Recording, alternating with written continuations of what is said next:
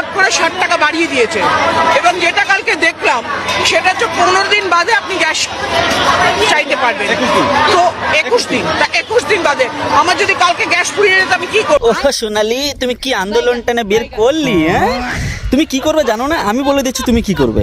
তোমার ওই যে চুলের রং একটু কম হয়ে গেছে, হ্যাঁ, বালের কালার কম হয়ে গেছে, তুমি একটু ঠোঁটে লিপস্টিক, মুখে ওই ফেয়ার লাভলি মেখের জন্য কম হয়ে গেছে, তুমি একটু পার্লারে যাও। হ্যাঁ, মানে এদের চোদানের আলাপ মানে শেষ হয় না। হ্যাঁ, তুমি পার্লারে গিয়ে 5,000 টাকা খরচা করে আন্দোলন করতে রাস্তা নামতে পারো এসি গাড়িতে করে এসে, আর তুমি এদিকে গ্যাসের জন্য 50-60 টাকা গ্যাসের বেড়ে গেছে, তার জন্য তোমার মানে ধোয়া বেরিয়ে গেছে। হ্যাঁ, এদের মানে এমন মানে সিস্টেমে এরা থাকে, মানে গরিবের কথা চিন্তা করে বলে এরা এরা নিজেদের কথাই চিন্তা করতে পারে না যে এরা কি করবে না করবে।